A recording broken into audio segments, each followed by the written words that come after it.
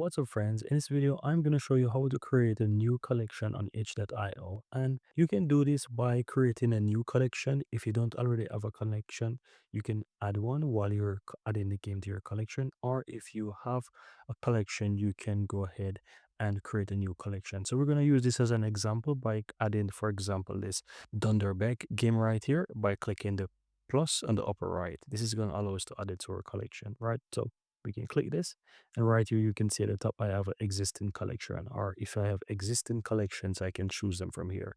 But if I want to create a new collection, I'm going to just click this option here that says add a new collection, give it a name. So I'm going to just say new games, for example, and you can choose to make the collection private or not. We're going to leave it as is and click on add, and that's it. So the game is now created and it's under the collection. Now you can easily visit your collection page, and basically the collection page is basically your library, and you can easily view this from anywhere, right? So once you're on the home page, all you have to do is click drop down on the upper right and go into my library, and this is where the collections are. So the collections are named with name, as you can see right here. So each game are going to each set of games that you add under each collection, you can find them right here.